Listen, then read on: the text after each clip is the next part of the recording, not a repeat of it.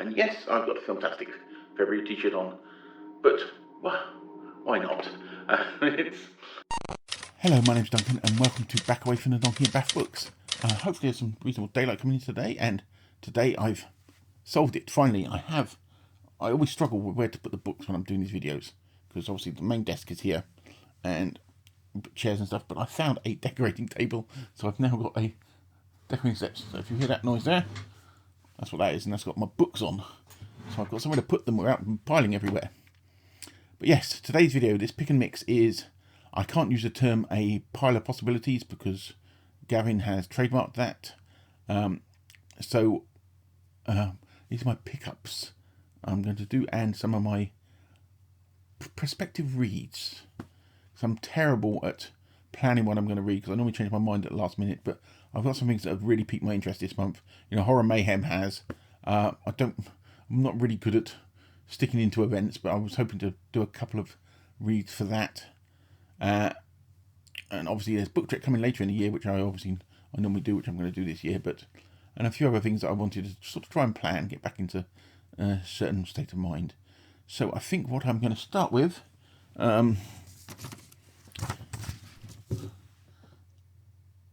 is some recent books that I have managed to obtain from various sources, and includes saying some of the things that I've done. So locally, we have a shop that sells second-hand furniture that has some books in the back, and basically you pay whatever you want for any books that they have there. And they had in there 2 of Gordon Dixon's Dorsey books. And if you're on my what do you call it, Discord, you would have seen a picture of it up there. You can always come and join us, link below. But yes, The Spirit of the Dorsey, which is one of the Dorsey books I've not got, and Lost Dorsey, which I love. I've got a copy of it, but I wanted one with this cover because the original had gone in the book purge of 1990s, which was a real shame. So, and I had a version I got a while ago, but it wasn't this cover, and that was the original cover. And I just started The Spirit of Dorsey because I've never read it. It's like a prequel to the whole of the trilogy, and I've just started it because I wanted to read that. So that's one of the things I'm reading at the moment. So I'll put those there. Okay, one of the other things I picked up was Stephen Cooper. I don't know if you know him. He's written some stuff on radio, and this is an adaptation of one of his own sort of radio plays. And I have a copy of the radio play, and I found this. This is quite a battered copy of this book. So battered that inside, this is the problem with buying offline. Sometimes somebody has sellotaped the page together, but it's still readable because it wasn't much money, so I'm not worried about that. So there's that. And if you don't know, I'm doing a little project of trying to get myself to love Arthur C. Clarke, because he's an author that I've always struggled with and always thought that I should really like. So I did talk with Gavin about Imperial Earth that I recently read. I've got a written review of that's going to go up onto my blog. So yeah, pop up there, and I've got a couple of links to a couple of other bits I put out recently. So novel-wise, the next novel I'm going to go to, which hopefully will be this month, is The Ghost from the Grand Banks.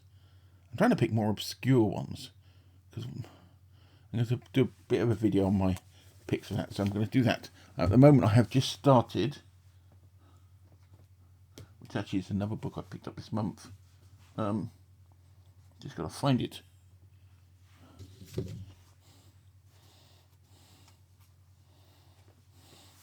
There it is.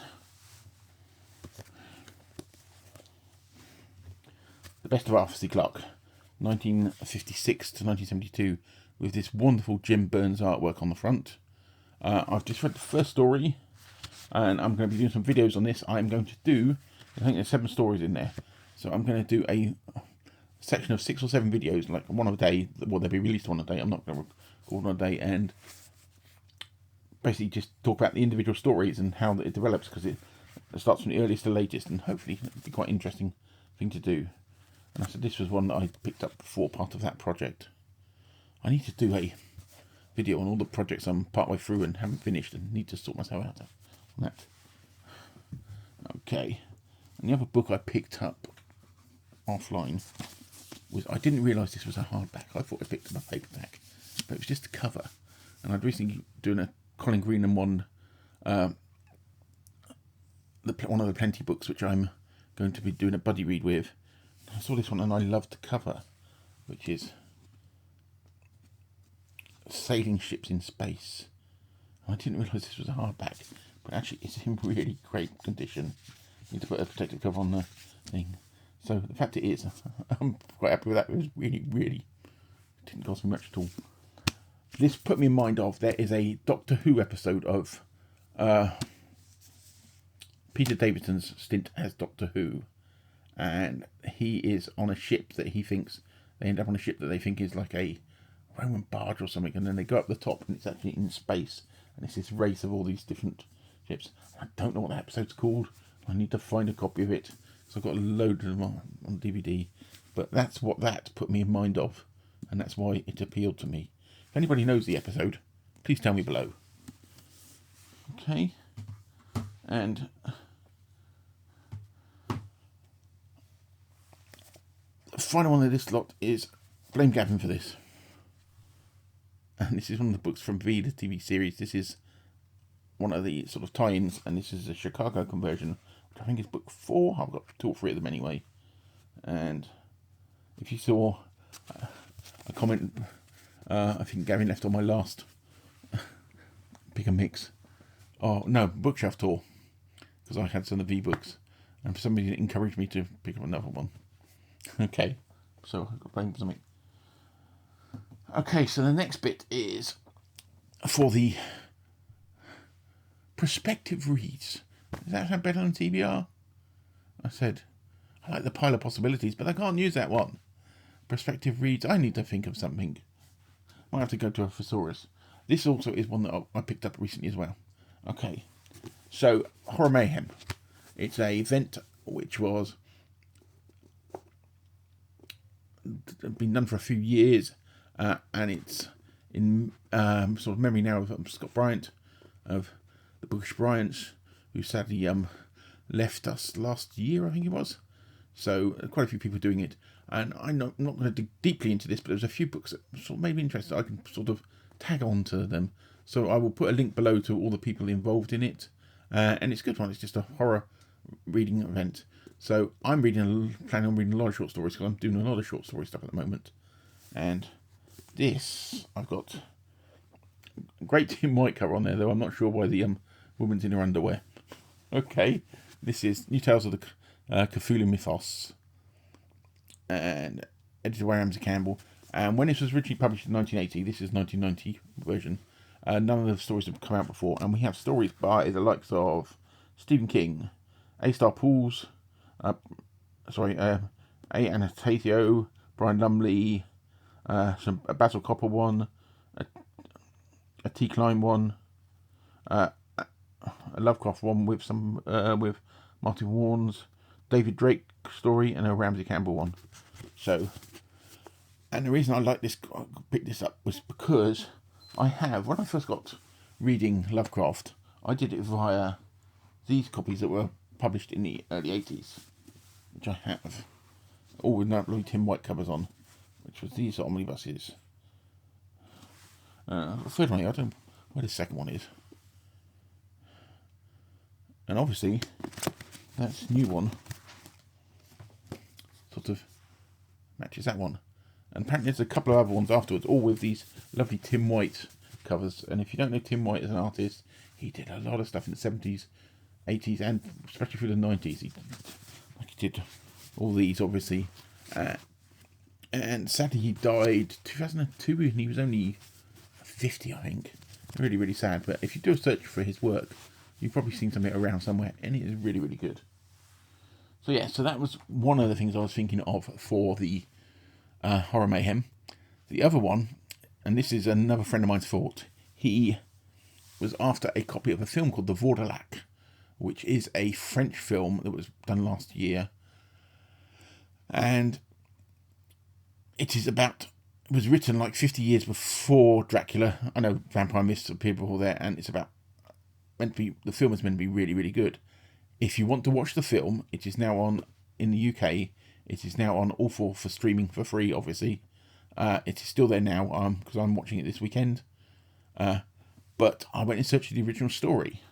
And the original story, excuse me, I've got to find, even though I've got this new table design, I keep piling things on top of things. The story was written in got some notes here. Sorry, as much as I thought I was organised, I'm not. Written in 1839 by Alexei Tolstoy, who was the second cousin of Leo Tolstoy. And it's been in and out of print, and it was written in French, and then it was translated to Russian in about 1950. At one point there was no English translations. I think there's been a couple, but this lady called, what's her name? Nina Zuma, who does a blog on lots of Gothic-y type stuff. She didn't really think there was any English translations, so she got the original text, which is obviously in the public domain, and she translated it herself. And she has a link to download that, which I have downloaded, and I will put a link below if anybody's interested. It's only a novella, and as I said, so it's the family of the Vordalak, which I've got there. Hopefully you can see that. And it's a little novella, and it's really quite intrigued to read this. So it's like a Gothic horror, and I'm going to watch the film as well.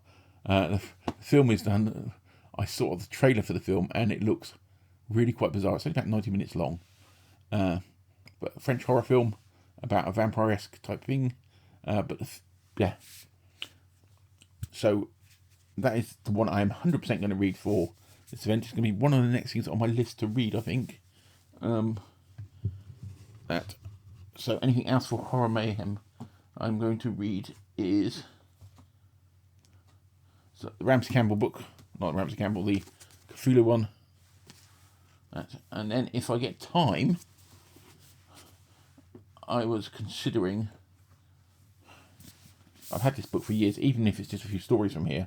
There's quite a few volumes of this, but I got sent this years ago by my good friend. And this is a bunch of stories, sort of Cthulhu type stories, put together by S.T. Joshi, who's one of the things. And this has got some interesting stories from Laird Barron, William Browning Spencer, Daniel Day Snow, some quite newish ones. I think there's about 6 volumes of this now. I'm not sure whether you can still get it in paperback. I know it's still around in ebook, because I've seen copies of it around. But I might dip into that. I don't know whether I'm going to read the whole thing. Because the other one I was looking at reading, because I need to do some science fiction, don't I? I know I'm doing the Clark stuff. Was Heinlein. I've not read this for years. And this is a novella in here called The Unpleasant Profession of Jonathan Hogue. And I remember it being a really interesting, sort of creepy story. And if I read the synopsis on the back of it, it might intrigue you. So, why is the Doctor so disturbed by the mysterious brown substance under Jonathan Hogue's fingernails? Could it really be the dried human blood it so closely resembles? What does Hogue do during daylight hours? And when is the brutal brotherhood of the birds?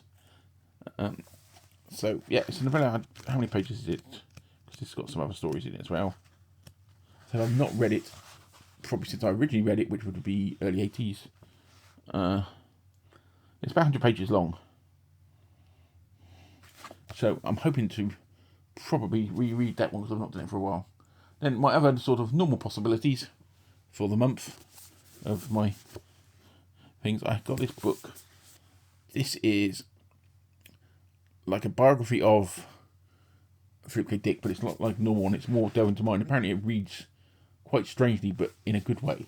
So I've got the original one. This is my original one, the one that came out just after his death, which is it's really good. If you really want to read a proper in-depth one of his life, this is really, really good. It goes through all his paranoia, you know, the fact that he told the FBI that he thought Thomas Dish was working for the FBI and things like this.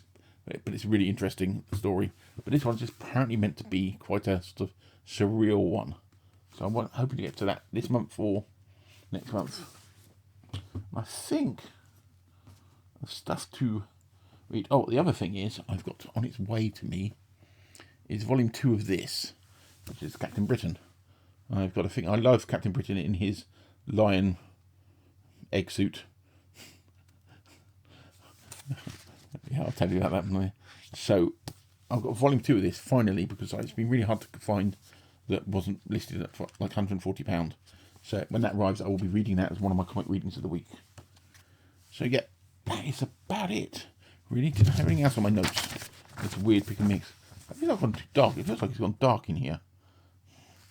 Oh yeah. I released the other day my video on the Long Loud Silence. Please go and see it, because I really like that video. I think it's one of my best sort of reviewy type videos, so I'd like people to see it. But hey ho, if you don't, you don't. That's there.